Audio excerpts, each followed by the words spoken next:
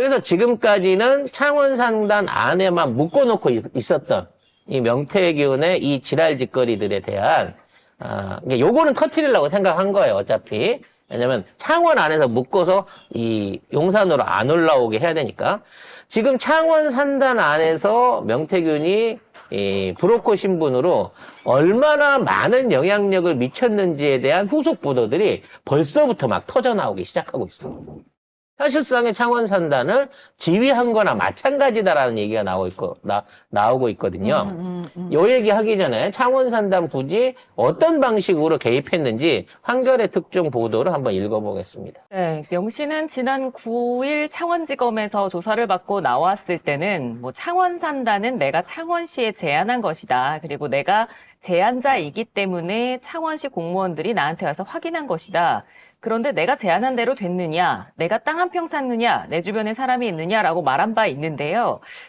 취재를 통해 확인해 본 결과 명태균 씨는 창원 산단의 최초 입지를 제안하고 부지 범위와 경계를 최종 조정하는 과정에도 관여한 것으로 드러났습니다. 이 창원 산단 조성 발표 직전과 직후에 명 씨와 10년 가까이 사업 동반자 관계를 맺어온 강모 씨가 산단 인근에 8억 5천만 원을 들여서 2,712평 규모의 토지를 매입한 사실이 확인됐습니다. 자, 중요한 건 이 창원 산단 조성 계획을 만들었던 창원시장도 명태균이 여론 조작을 통해 가지고 시장 해준 거야? 시장을 만들어준 사람이에요. 애초에 이 창원시장도 창원시장 경쟁자들 가운데 꼴찌였어, 꼴찌. 근데 이와 관련된 여론조사에 가중치를 줘가지고 이 사람을 한 4, 5위권에 끌어올려준 여론조작을 이미 저질렀어요. 여론조작을 저질른 이유가 뭐냐? 꼴등이면 안 돼. 4, 5등만 돼도 내가 공천시켜줄 수 있어. 라고 하는 자신감이 있었던 거지. 그래서 여론조작을 하기 위해서 4, 5등으로 올려봐 그랬는데 조작이 안 돼. 왜? 워낙에 모르는 놈이라서 지역 주민들이 지자체장에 나올 사람들 중에 한 5, 6, 7명 중에 7번째로 모르는 놈이었던 거야. 그래서 조작을 해도 결과가 안 나오니까 조작을 했던 결과 발표를 아예 안 해버려요. 그리고 나중에 뭔 수작을 부렸는지 모르지만 오르기도 못하던 여론조사에도 오르기도 못하는 이 사람을 창원시장에 앉힙니다. 그래서 얘를 통해 가지고 창원시 시정을 그러니까 국회의원도 내가 뽑아줬지 창원시장도 내가 뽑아줬지 창원 안에서 위세가 얼마나 대단했겠냐고 이런 상황에서 창원상단 관련된 기획이 시작이 된다는 거죠. 근데 처음에 이 창원상단 기획을 했을 때는 10만 평 정도였다고 합니다. 왜 10만 평이었냐? 땅이 없어요. 이미 창원 자체가 산지하고 농지 위주로 돼 있는 땅인 상황에서 공단이 먼저 만들어졌기 때문에 기존에는 있는 공단지와 거기에 배후 도시들을 빼고 나면 사실상 빈 땅이 거의 없는 상황이었다는 거지. 그런 상황에서 신규 부지를 할 수 있는 최종의 면적이 한 10만 평 정도 됐기 때문에 이 창원 상단은 1차적으로 경남도하고 이 상의를 할 때 10만 평 정도의 부지로 해갖고 조성하기로 처음에 제안이 들어갔다는 거야. 여기에 브레이크를 건 사람이 누구? 경남도지사 박완수. 즉 박완수가 울며 사정해서 충성을 맹세해가지고 윤한홍을 날리고 단독으로 충남도지사가 된 사람이잖아요. 근데 이 충남도지사가 10만 평을 갖고 오니까 국가 산단이 10만 평 갖고 되겠어? 100만 평은 해야지? 라고 호통을 쳐가지고 그거를 100만 평 규모로 바꿨다는 거예요.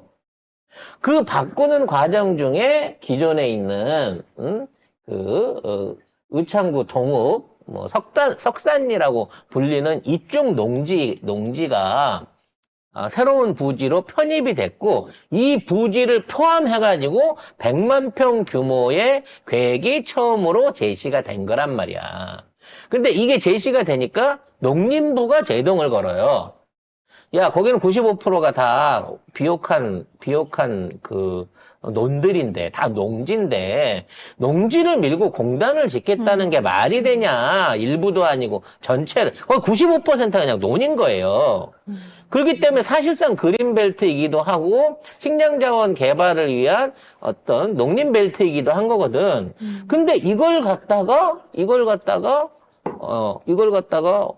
농림부에서 이걸 못하게 하니까, 명태균하고 상의를 합니다. 창원시 공무원이. 예? 그리고 나서 나중에 공단 일부가 해지가 되는 거예요. 저기 있는 면적들 자체가 해지가 되는 거야. 그런 과정 중에 10년 지기는 저기다 뜬금없이 땅을 2,700평, 약 3,000평 정도를 산 겁니다. 그래서 저 멀쩡한 농지가 공단 용지로 바뀌게 되면서 평당 10만 원이 조금 넘는, 2, 30만 원 정도 하던 땅들이 공단 용지가 되면 200만 원, 250만 원으로 올라가게 된 상황을 맞은 거예요. 3,000평 산 이 사람이 10배의 토지 수익을 얻을 수 있는 그 정도의 계획이 만들어진 겁니다. 그럼 이 사람만 샀겠냐고. 저 멀쩡한 논이 나중에 공단 부지가 돼서 가격이 10배로 오른다고 하는데 그 정보를 알았던 사람이 있다고 하면 거기에 땅을 안 사겠냐고요. 그 나중에 땅 사서 보면 팔고 난 다음에 수용되고 난 다음에 수용받으면 나한테 얼마 줘라고 비밀로 약정을 했다고 치면 야. 그 정보를 준 사람, 그 정보를 받은 사람이 얻은 수익과 나중에 정산하고 나서 그 돈이 얼마겠냐고. 그 약정서가 존재하지 않을 것 같아요? 나는 100% 존재한다고 본다니까. 지금 와갖고 무슨 명태균이 창원 산다 그 백지어버리면 되지 그거 아무것도 아닌 거 아니야 막 이러고 큰 소리를 치는 이유는 뭐냐면 그 안에 자기 산 거 없다는 거야. 그걸로 해갖고 자기가 성금 받은 돈 없다는 거지. 후불로 했겠지. 나중에 토지 보상 받으면 그때 가갖고 얼마로 나누자. 나 같아서도 그렇게 했을 거야. 그리고 거기에 대한 공증문서를 썼을 거예요. 그러면 명태균이 제일 자주 가는 변호사나 법률사무소, 법무사 사무실을 압수수색을 해갖고 그 근처 땅 토지에 관련한 이와 같은 비밀 약정이 있는지 없는지만 특검에서 조사하면 다 나오는 거야. 이미 검사들이 하고 있을 거예요. 그리고 그 검사를 통해가지고 나중에 창원 산단을 날려버릴 거야. 봐라, 없던 걸로 했지? 명태균이 이런 식으로 땅 팔아먹으려고 무리하게 공무원들 협박하고, 김건희 이름 팔아가지고 이런 짓거리를 했었는데, 우리가 다 원리 원칙대로 재조사해갖고, 그거 다 백지화 했어? 이러고 나가려고 지금 얘들은 폼을 잡고 있다는 거야.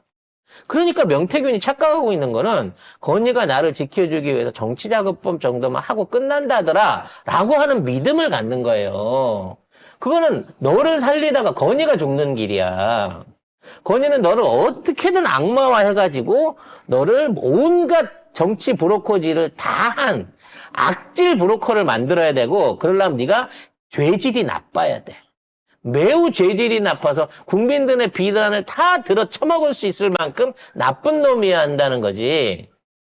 곧 명태균은 그렇게 된다는 얘기예요. 구속되고 나면 그렇게 된다는 얘기입니다.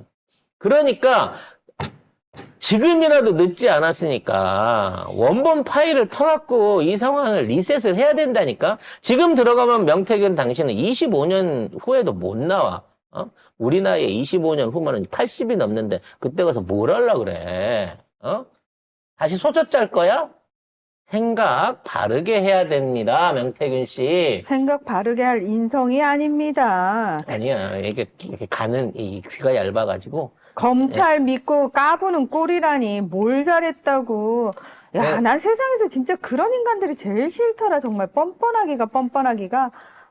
가증스러워. 그래서 지금 관련해서 이 기회에 윤석열한테 미운털 박힌 사람을 딱딱 핀셋으로 뽑아갖고 몇 놈을 같이 보내려고 하는 것 같아요. 그 중에 하나가 이준석이고 또 하나가 홍준표인 것 같습니다. 왜 홍준표는 납작 저격잖아. 엎드렸는데. 아니지, 엎드리는 척 하기는 했지만, 홍준표가 사실상의 윤석열이한테 피해를 본 가장 큰 피해자이기도 하잖아요. 그러니까 얘를 그냥 살려놔주면 나중에 윤석열 입장이 안 좋아지면 홍준표가 보라고, 나를 사기쳐가지고 경선 조작해갖고 대통령 되더니 적골이라고 그러면서 지가 살겠다고 또 묻어뜨는 놈이란 거 알거든. 그래서 홍준표 측근 얘기가 나오는 거예요? 그렇죠. 그래서 검사가 지금 조사를 하고 있는데 사람이 딱 표적질 돼가지고 나와요. 좀 희한하죠. 네, 관련해서. 그러면은 우리 미리 그 검사가 아예 핀셋으로 찍어낼 사람 미리 얘기해 주자. 일단 나경원 가야 되고요. 그 다음에 홍준표 가야 됩니다. 이준석 가야 되고 네. 안철수는 애매해요. 보낼지 안 보낼지. 안철수, 오세훈, 그만 좀 원희룡은 괴롭히십시오. 원희룡은 요 얘들은 팁을 해놓을 겁니다. 하지만 언제든 꺼낼 수 있기 때문에 언제든 죽여버릴 수 있기 때문에 저쪽에 홍석현 회장 쪽 사람들은 그래도 묶어야 되지 않나? 홍석현 회장이 자기도 이제 고를 수가 있는 거지. 명모든 애들을 살릴 수도 있고 죽일 수도 있는 있고. 거지. 더군다나 JTBC가 지금의 헤게모니를 다 쥐고 가게 된다고 치면 앞으로 이제 계속 JTBC발 무슨 특종이나 녹취 파일이 아까 같은 것들이 나온단 말이야. 그럼 태블릿 PC 때처럼 사실상의 탄핵 여론 내지는 윤석열 정권의 생사 여탈권을 JTBC 방송이 줄 수 있게 되는 거거든. 여기에 이제 김건희 관련된 것까지 같이 붙으면 깔끔하게 윤석열을 길들일 수가 있는 거고 이제는 한동훈 같은 모질이를 데리고 일을 하는 게 아니라 나한테 충성 맹세하는 놈 그다음에 그다음에 오 중에 누가 나한테 충성할래? 라고 얘기하는 그 충성 강도가 센 놈한테 차기를 밀어줄 수 있는 권한을 이제 앞으로 JTBC가 가지게 되는 거죠. 근데 지금 말한 그 셋은 너무 대중적으로 그러니까 인지도는 높을지 모르겠는데 인기도가 바로 그겁니다. 왜냐면 얘네들도 고민인 게 이제 참신하게 쓸 수 있는 뭐가 하나 있었으면 좋겠는데 없단 말이야 지금. 그만큼 뭘 꺼내갖고 건져 쓸 수 있을 만한 게 없어요. 시쳐도 더러워. 최근까지 손석희를 빨아서 쓰려고 열심히 세탁을 했는데 손석희가 워낙 세계심인데다가 뭐 결정적인 게 하나 있어가지고 드랍을 했다라고 하는 뭐 다른 그 찌라시가 있긴 합니다만 아무튼 중요한 거 홍준표는 못 살아남을 것 같다는 거죠. 그래서 지금 어떻게 엮고 있냐. 홍준표가 준 자료로 이준석이 조작질을 해갖고 대선이라든지 후보 경선이라든지 이런 쪽에서 장난질을 쳤다. 그러니까 원인 제공자가 홍석현이고 실행자가 홍준표고 이준석이기 때문에 얘네들이 말하자면 주범이다라고 하는 걸 몰고 갈 거고요. 그 다음에 홍준표 측근이 명태균한테 또 돈을 1억을 줬대요. 빌려줬다고 하는데 안 돌려받았으면 준 거지. 이게 묘하게 이 시점에 터지는 것도 너무 번거롭다는 거지. 그러니까요. 한번 뉴스 보겠습니다. 홍준표 측근 A씨가 미래한국연구소에 대선 전에 전화비가 없다고 해서 1억 원을 빌려줬다가 돌려받았다라고 밝혔습니다. 이 A씨는 강혜경 씨가 국회 운영위원회에 제출한 60여 개 통화녹음 파일에 2차례 이상 등장하는 인물인데요. 이 명 씨가 2021년부터 22년 대선 여론조사와 2022년 지방선거 여론조사를 진행하면서 윤석열 등에게 비용 3억 7천여만 원을 받지 못하고 여기저기 돈을 차입하는 과정에서 A씨의 돈도 빌렸었던 것으로 추정되고 있습니다. 자, 그래서 관련해서 그 1억을 받아가지고 돌려받았다라고 하는데, 구체적으로 돌려받은 계좌를 확인을 해야 돼요. 돈을 주고받았던 계좌를 확인을 해야 됩니다. 그리고 설사 돌려받았다고 하더라도 빌려준 자체가 정치자금법 위반이 될 수 있는 소지가 있기 때문에, 홍준표도 사실상, 직은 날라갔다. 정치 생명은 이거 끝까지 물고 늘어지면 끝난다는 거예요. 반대로 홍준표가 정말 내가 그럴 줄 몰랐어요, 건희 동생. 내가 다시 앞으로는 말 잘 듣고 안 개기고 할 테니까 저 그냥 봐주실 수 없을까요? 그러면 그 보좌 간의 단순한 돈 거래로, 차용 차명 거래로 뭐 그럴 수 있는 돈인 것 같다. 이 당은 돈이 급해서 그랬다라고 하면 빠져나갈 여지가 생길 수 있기 때문에 요거를 검찰이 차용금으로 보느냐